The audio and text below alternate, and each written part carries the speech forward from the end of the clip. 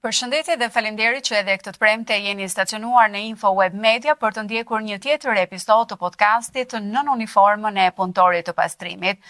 Sektori i pastrimit është jetik dhe shumë i rëndësishëm jo vetëm për qytetin, por edhe qytetarët, por realisht se sa dim ne për mënyrën se si menaxhohen mbetjet dhe çfarë qëndron në pas këtij shërbimi përtej asaj që ne si publik mund të lexojmë apo dhe të shohim. E në fakt të përfshihet pushteti lokal, janë kompani private të cilat kontraktohen në mënyrë se si në fakt ky shërbim monitorohet dhe sa shpesh monitorohet. Këto janë disa nga pyetjet të cilat do të përpiqemi që t'i japim përgjigje gjatë ditës së sotme edhe për të arritur më pas tek ajo hallka fundore, por jo më pak e rëndësishme, sikundër janë edhe punëtorët e pastrimit. Në fakt do të ishte me vlerë që në panel sot kisha edhe një përfaqësues nga Bashkia e Elbasanit, po pavarësisht kërkesës sonë nuk mundëm dot që të merrnim një përgjigje pozitive. E megjithatë, këtë temë sot do ta trajtoj me dy specialistë të fushës, të cilët e njohin shumë mirë terrenin, por nga ana tjetër edhe dispozitën ligjore. Kam kënaqësinë që të kem të ftuar sot në panel pikërisht ekspertin e mjedisit Kristi Bashmili dhe avokatin Gentian Sirani. Përshëndetje dhe faleminderit që jeni me mua. Në fakt, kur flasim për pastrimin e qytetit, publiku percepton vetëm atë momentin e pastrimit, ndërkohë që ju kuptoni dhe arrini të perceptoni diçka edhe më tepër. Si funksionon realisht sot sistemi i pastrimit dhe menaxhimit të mbetjeve në Elbasan? Konkretisht, është e rëndësishme njëherë që ta kuptojmë në kontekst pak më gjerë, kontekst kombëtar. E gjithë Shqipëria pak a shumë ka një skemë të ngjashme të cilën e implementon për menaxhimin e mbetjeve. Është një skemë e cila zakonisht nga pikat e grumbullimit ku ne i shohim të shpërndara në zonat urbane, në qytete apo në zonat pak më rurale, le të themi, dhe transportimi i tyre dhe pastaj shkojnë në depozitimin final në landfill. Mund të kryen dhe procese riciklimi në pjesë të landfillit, por ende mbetemi në shifra relativisht të ulta të sasisë ricikluar të krahasuar me totalin e mbetjeve të gjeneruara. Edhe Elbasani pak a shumë ka të njëjtën skemë. Elbasani ka dhe incineratorin i cili momentalisht nuk po duket sikur po funksionon, por që ka skemën tradicionale shqiptare, le të themi, e cila është grumbullimi, largimi i mbetjeve nga zonat e gjenerimit dhe depozitimit tyre në landfill. Le të themi që kjo është skema klasike që bashkitë tona administrojnë mbetjet në këtë lloj forme. Ndërkohë, zoti Sirani, nga ana ligjore, si kontraktohen kompanitë private për të ofruar një shërbim publik? Bëhet fjalë për ligjin e posaçëm që është ligji i programimit publike. Në momentin që Bashkia e Elbasan shpall tenderin apo programim publik për çdo subjekt që ofron këtë shërbim, është e gjitha e publikuar në faqen e programimit publike. Aty jepet dhe oferta nga kompani të ndryshme të cilat kanë interes për të bërë pjesë e këtij prokurimi. Në shumicën e rasteve janë vetëm 2-3 kompani të cilët prokurohen apo bëhen pjesë e këtij procesi.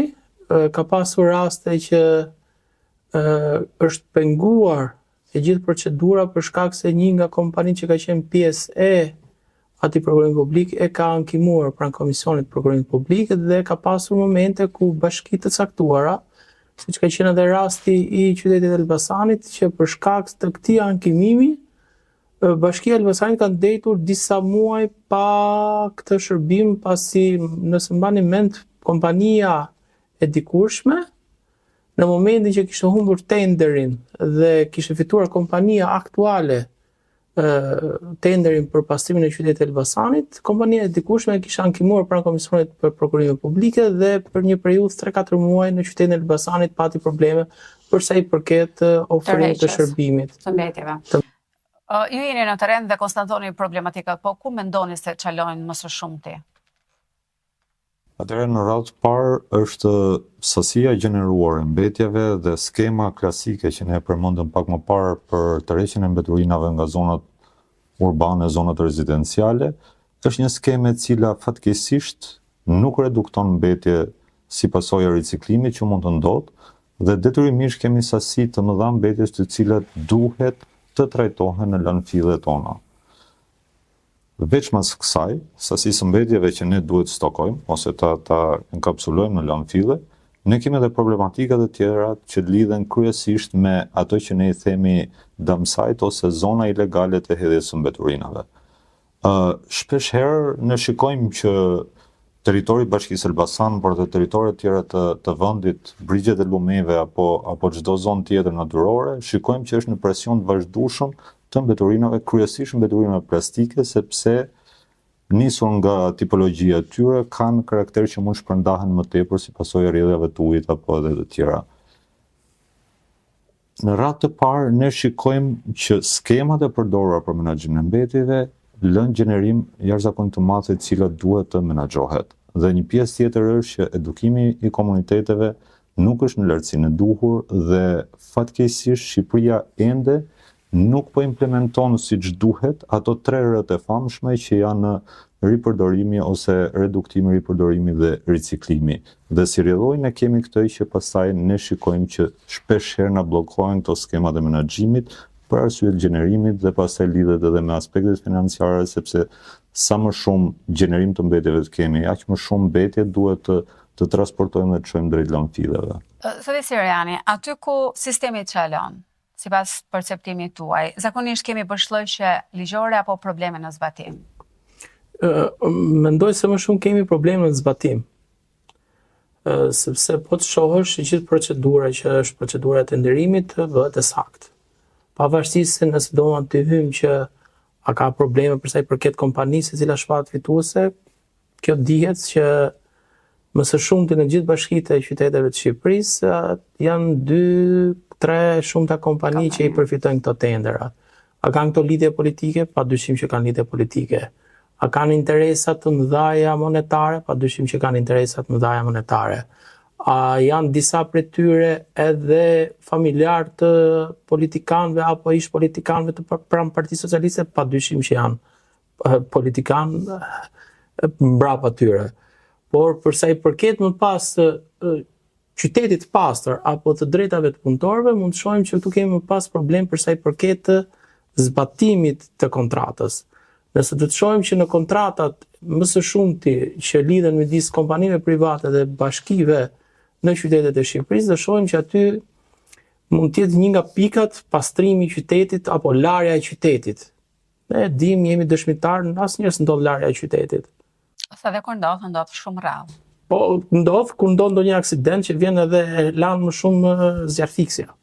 Pra makinat e zjarrfisjes që duan të pastrojnë vendin për shkak se mund të ketë rrjedhje të vajrave. Por ne nuk kemi parë në asnjë moment që të bëhet një pastrim i rrugëve kryesore të qytetit nga kompania private. Madje unë nuk e di nëse ka një mjet për ta ofruar këtë shërbim.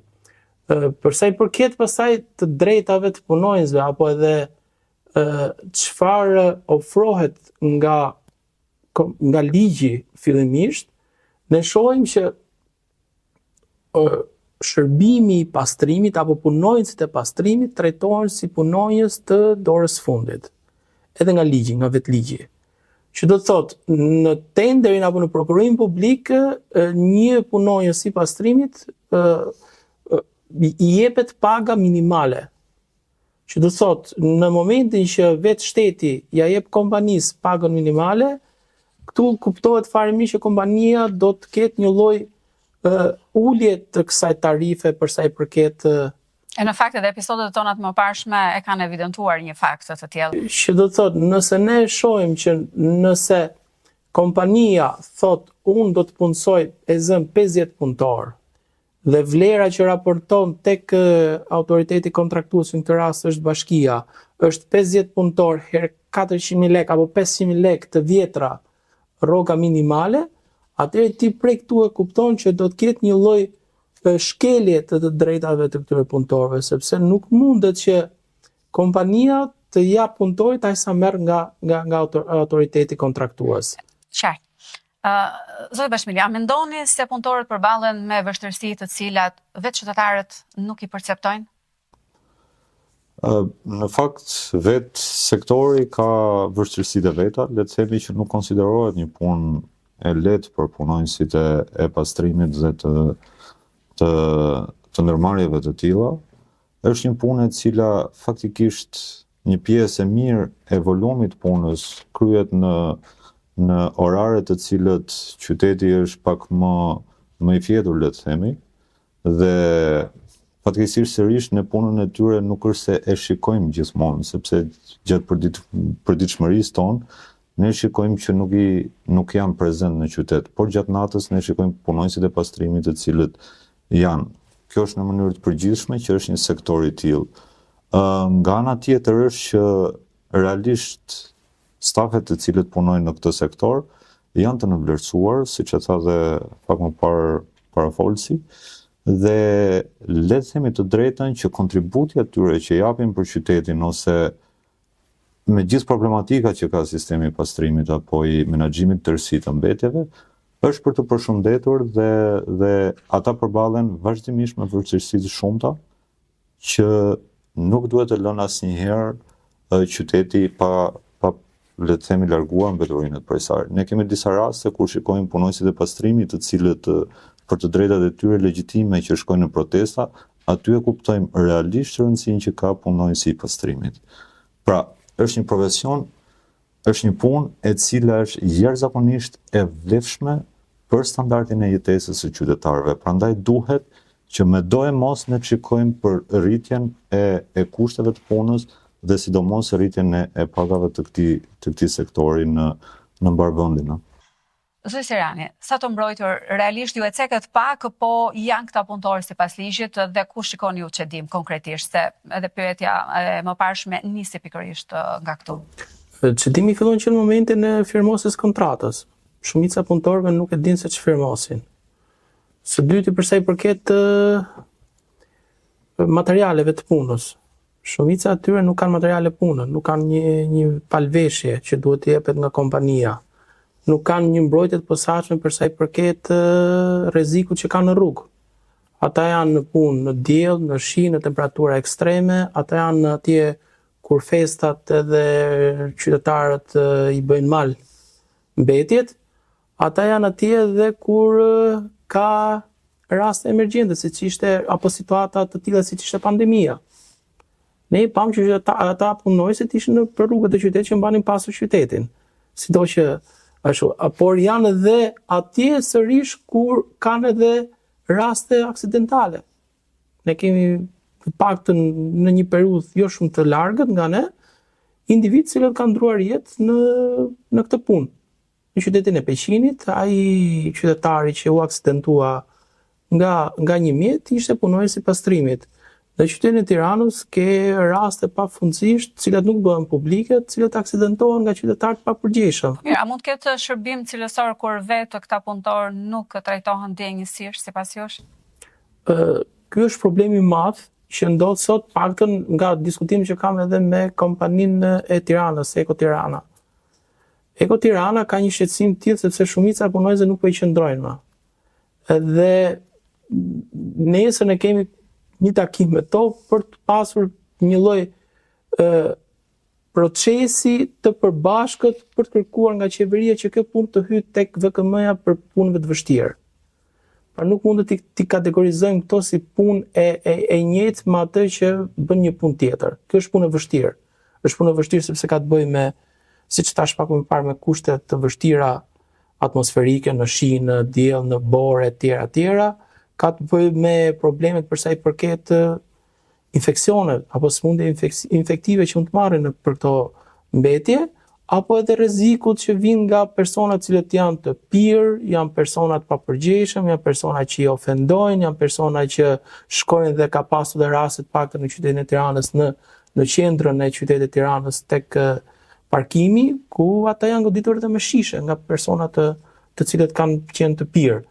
Pra kjo tregon që nuk kemi të bëjmë vetëm me një problem për sa i përket mënyrës se si i sheh kompania këta punëtor, po ne kemi probleme edhe ne si shoqëri se si i shohim këto punëtor. Pra ne si shoqëri shohim që ata janë atje thjesht për ta shërbyer ne dhe ne mund t'i shajmë, mund t'i ofendojmë, mund t'i bëjmë çdo gjë tjetër. Prandaj them që është për të parë në dy nivele, në nivelin ligjvënës, pra ndryshimin e ndryshimin e VKM-s që kjo të përfshihet, pra ky si profesion të përfshihet tek punët e vështira dhe të jetë atje për të marrë jo më pagën minimale, po një pak më shumë se sa minimale që mund të shkojë te mesatarja. Por jemi përsërish për të ndërgjegjësuar sa do pak edhe qytetarët, që qytetarët mos e shohin këtë si një lloj shërbëtori në qytetet e tyre që janë atje vetëm për të punuar, për të pastruar dhe për të mos bërë asnjë reagim kur vjen puna për të drejtat e tyre. Totalisht dakord. Nuk e di nëse zoti Bashmili e sheh njëjtë situatë? Situata pak a shumë, le të themi, pra, mund kemi shërbim cilësor pa vetë dignitetin e këtyre punëtorëve të cilët i shohim çdo ditë. Nisur nga gjithë vështirësitë që u përmendëm, ne kemi një shërbim cilësor krahasuar me atë çfarë punonësit e pastrimit marrin.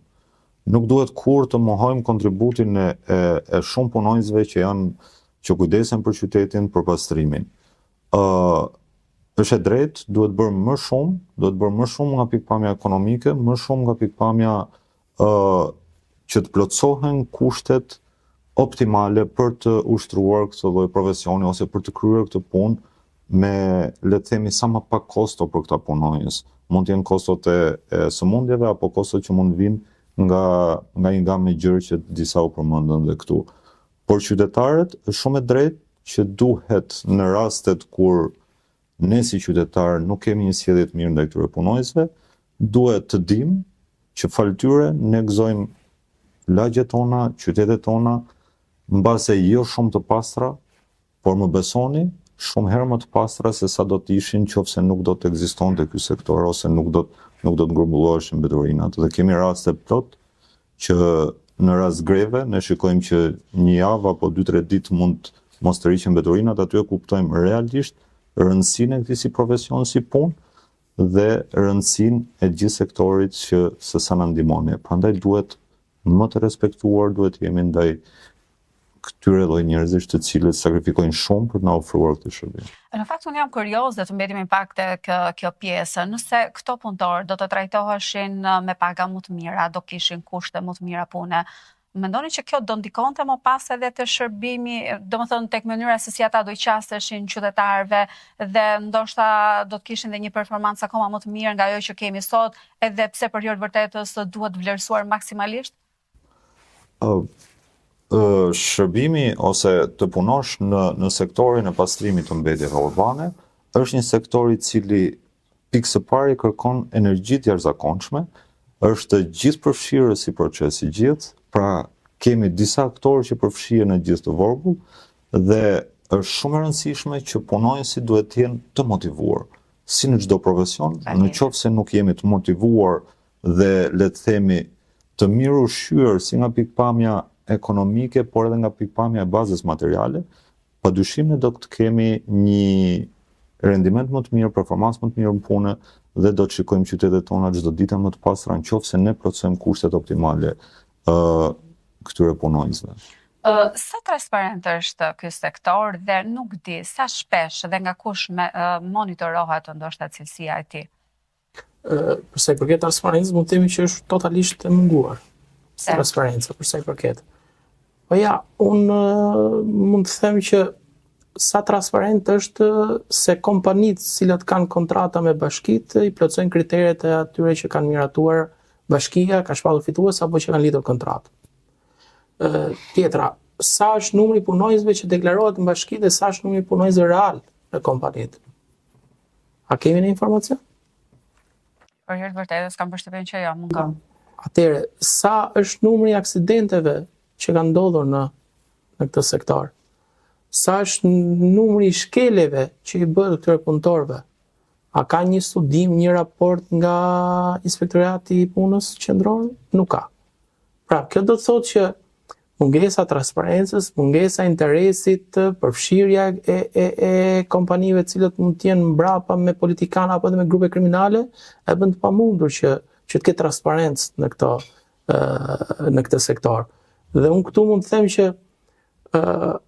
nëse ju si media mund të merrni informacion sa është buxheti që akordohet për këtë sektor. Dhe do shikosh janë buxhete të majme.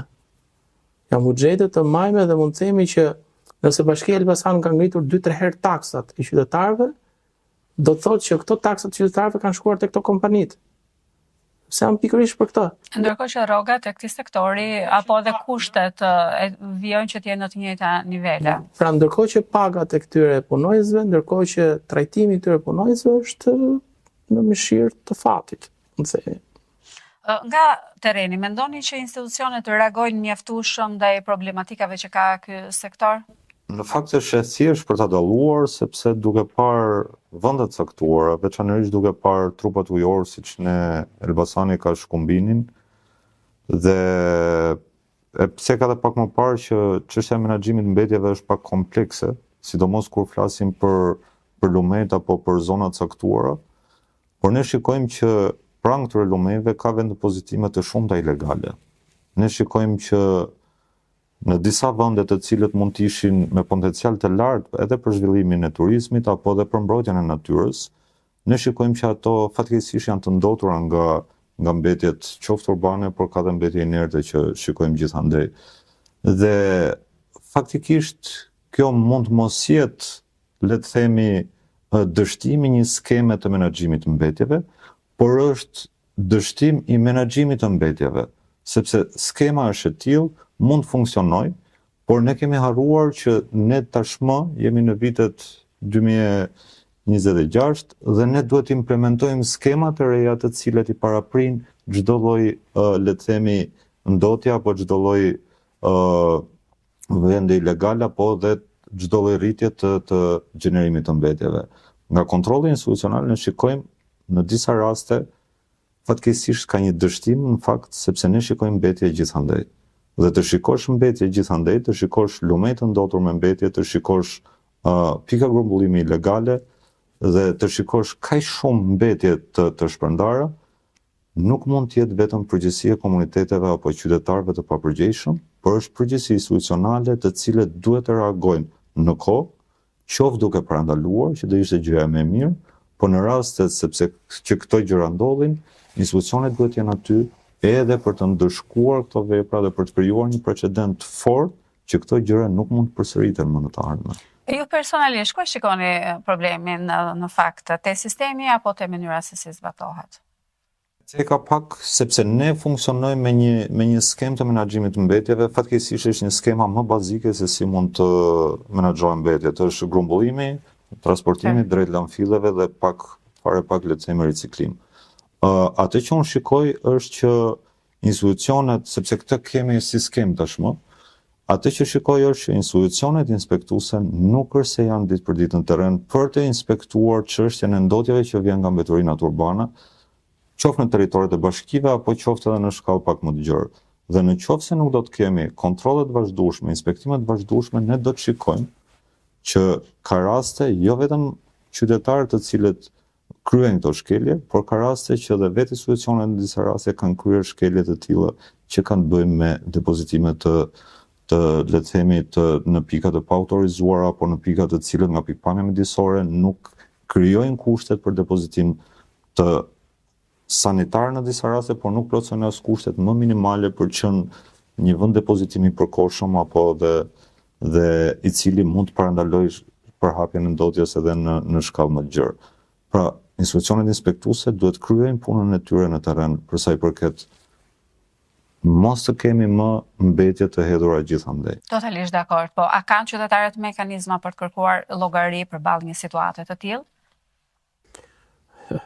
A besojnë qytetarët se kanë aq forcë që të kërkojnë llogari bashkisë? Shëretima jote për shembull ishte përgjigja, kam përshtypjen e gjithë situatës. Pse ne shohim që fatkeqësisht mjetet që janë lënë në dorë qytetarit për të kërkuar llogari tek institucionet janë jo efikase. Se mendoni? Janë jo efikase sepse nëse do t'i referohemi problematikave me landfillin e qytetit të Elbasanit. Problem i madh, mbetje cilët janë atje, depozitohen atje dhe që nuk as digjen, as nuk prodhohet energjia, as gjë fare. dhe qytetarët cilët jetojnë aty afër asaj zone dhe që kanë probleme për sa i përket ndotjes mjedisit. Dhe qytetarët cilët paguajnë më shumë sot taksa, qytetarët cilët shohin që tek zona e tyre ka raste që pallatet, sheshet janë jo të pastruara, qytetarët cilët shohin që edhe pse rritet tarifa, nuk marrin shërbimin e duhur. Por edhe nuk reagojnë. Por patjetër që këtu pastaj është debat dhe ndoshta duhet një emision tjetër. Një emision tjetër pse nuk reagon qytetari.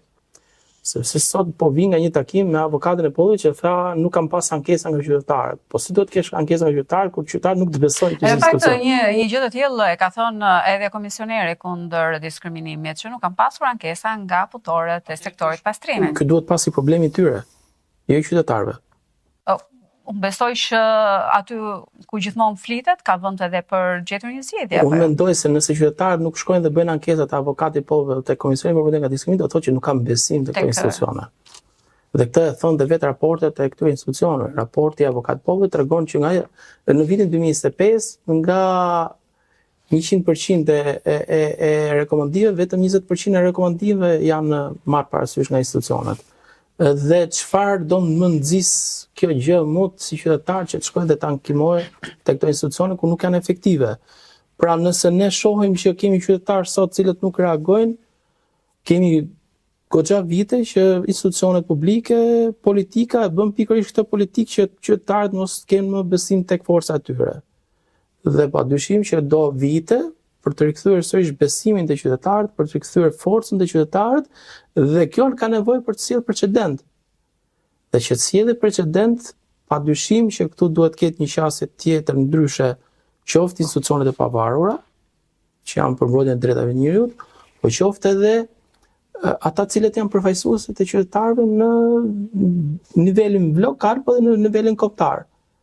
Më thuaj cila nga deputetët e qytetit Elbasanit e ngriti si shqetësim në momentin ku Deutschland fillin qytetin Elbasanit. Për hir të vërtetës, të paktën nga mazhoranca, sepse unë e kam ndjekur, nuk ka qenë askush. Edhe ka pasur dhe nota proteste për këtë, por kjo është një çështje tjetër.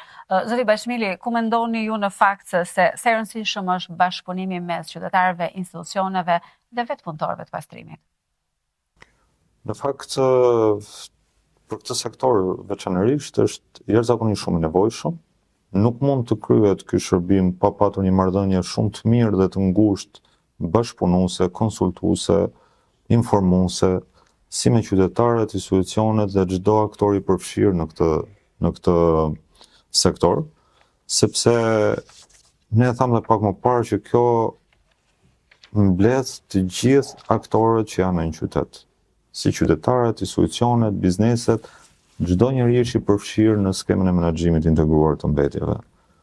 Dhe nuk duhet anashkaluar asnjëherë informacioni të rrjedhë i lidhshëm ndërmjet gjithë aktorëve, si dhe të ketë një gjithë përfshirje në vendimarrje kur bëhet fjalë për procese të rëndësishme, veçanërisht kur hartohen planet vendore apo plane të përgjithshme të menaxhimit integruar të mbetjeve. Në mos gaboj Elbasani ka tashmë, nuk e di nëse është miratuar, por mos gabojnë 2025-ën ka qenë hedhur drafti i parë i planit të menaxhimit integruar të mbetjeve për territorin e bashkisë, i cili është një hap mjaft pozitiv, sepse është pikërisht ai dokument i cili do të saktësojë se çfarë do bëhet në të ardhmen me sektorin e menaxhimit të mbetjeve dhe se si do të zhvillohet. Dhe në këtë pikë duhet mbajtur parasysh që duhet hedhim vështrimin tashmë nga skema të reja të menaxhimit të mbetjeve, skema më të integruara, duhet hedhim syt nga ajo që quhet informimi i qytetarëve për të përdorur sa më shumë instrumente që kanë të bëjnë me parandalimin e gjenerimit të mbetjeve, ripërdorimin e tyre dhe riciklimi, pasaj që i përket pak më tepër është si target group apo që është i takon më shumë institucioneve ta ndërmarrin si nisëm duke krijuar gjithë sisteme që nevojiten për riciklimin e mbetjeve në territor. Atëherë do të shikojmë që realisht kemi patur një impakt shumë pozitiv, shumë herë më pozitiv të menaxhimit të mbetjeve dhe ne pse jo mund të marrim përfitime prej një skeme të mirë menduar, të mirë përfitime ekonomike, kur të shikojmë që ne kemi arritur një skemë mjaft të integruar të menaxhimit të mbetjeve. Në fakt, nëse do duhet të zgjidhnit vetëm një prioritet, çfarë do duhet ndoshta të ndryshojë? Mënyra se si menaxhohet, infrastruktura apo mentaliteti? Faktikisht janë gjitha për të ndryshuar, le të themi drejtën, por ajo që duhet pikës pari është që të ndërmerret një fushatë informuese e gjërme dhe bashkëpunuese, konsultuese me qytetarët, ndërmjet institucioneve dhe qytetarëve, dhe të shikohet mundësia e implementimit e një skeme të re të menaxhimit të mbetjeve, dhe pse jo mund të ishte Elbasani, qyteti le të themi pioner, sepse po e them pioner në implementimin, jo në pilotim të skemave të reja, mund të ishte një qytet pioner dhe mund të udhëhiqte një shembull mjaft pozitiv të paktën të një skemë të menaxhimit integruar të mbetjeve, e cila fillon me 3 kosha, ose thënë ndryshe që të bëjë një ndarje pak më e diferencuar e mbetjeve, siç mund të jetë mbetjet organike në një kosh, mbetjet e thata të riciklueshme në një kosh tjetër dhe qelçi në një kosh tjetër. Por duhet të jemi serioz në implementimin e kësaj skeme, sepse shumë bashki kanë pilotuar skema të tilla dhe qytetarët kanë parë që të 3 koshat i mblidhe po një makinë përbashkët, pra mundi qytetarëve në këtë rast nuk ka vlerë, dhe ajo që është më e rrezikshme në këtë lloj situate është që humb besimi i qytetarëve që këto skema do të merren seriozisht. Dhe nëse ne do kalojmë në një sistem 3 koshësh, ne do shikojmë që menaxhimi i mbetjeve nuk është më vetëm barë për institucionet, por mund të jetë edhe mjet i gjenerimit të ardhurave nga sektori i mbetjeve. Si do ta përkufizonit ju një sistem të drejtë dhe funksional në shërbim të pastrimit? Faktikisht ne e tham edhe sapo e tham që sistemi duhet të jetë gjithëpërfshirës, duhet të jemi të hapur, të presim ide dhe të japim ide, të ushqejmë vendimarrjen me ato që ne i themi ide që vijnë nga komunitetet, dhe një gjë shumë e rëndësishme, në momentin që komunitetet përfshihen, punonjësit e këtij sektori përfshihen, qytetarët e gjithë dhe aktorët e tjerë, shoqëritë civile gjithashtu duhet bëj akoma më tepër atë që ne i themi presion pozitiv për të ndërtuar këto skema të vendimarrjes sa më gjithëpërfshirëse. Ne do të shikojmë që nëse gjithë këto motorë lëvizin, ne do të shikojmë që vetë qytetarët do ndjejnë përgjegjësi për të implementuar skema dhe sistema më të mira të menaxhimit të mbetjeve, do të jenë më të përgjegjshëm sepse kanë pjesë në atë vendimarrje dhe do jenë të gatshëm ta çojnë deri në fund, dhe patjetër që në një situatë të tillë, sepse doli pak sikur po vizionojmë, në një situatë të tillë patjetër që ne do të kemi një skemë shumë të mirë dhe do të shikojmë që sektori i mbetjeve është në fakt një sektor kyç kur bëhet fjala që të ndërtojmë vendimarrje të qëndrueshme, dhe nëse ne te ky sektor do të kemi vendimarrje të qëndrueshme, do kuptojmë që institucionet tona kanë arritur pjekurinë për të bërë punë të mira për qytetet dhe për mirëqenien e qytetarëve në përgjithësi. Si do ta përkufizonit juve të njëjtën pyetje që në fakt që i bëra edhe zotit Bashmili, një sistem të drejtë dhe funksional në shërbim pastrimit?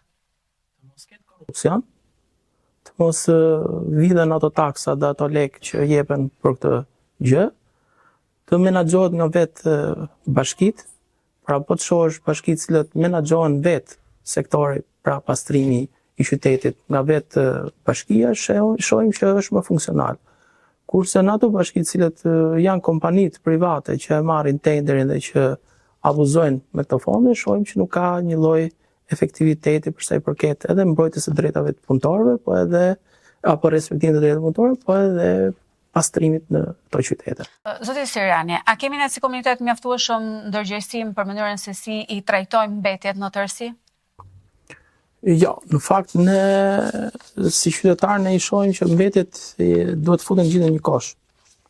Pra ne nuk kemi aq sensibilizimin që të bëjmë këtë ndarje në burim të mbetjeve. Por nga ana tjetër nuk kemi parë ndonjë nisëm konkrete që të ndihmojë qytetarët pikërisht për të ndërgjegjësuar për këtë gjë. Nëse ka pasur momente të caktuara që janë marrë nisma për vendosjen e këtyre koshave në qytet, kemi parë që ato janë vetëm në qendër të qytetit. Dhe ku dihet që shumica e mbetjeve që janë në qendër të qytetit janë më shumë mbetje të kalimtarëve. Jo të komunitetit jetues aty, mbetje të shtëpiave. të shtëpijave. Dhe kjo do të thotë qartazi që nuk ka qenë asnjëherë në vëmendjen e institucioneve për ta bërë këtë ndarje që në burim. Në mungesë të dëshirës apo edhe të vullnetit të institucioneve për ta bërë këtë burim, për këtë ndarje në burim, atëherë padyshim që qytetarët hezitojnë që të fillojnë dhe të ndërgjegjësohen dhe të marrin ata nismën për ta bërë këtë ndarje vetë në burim.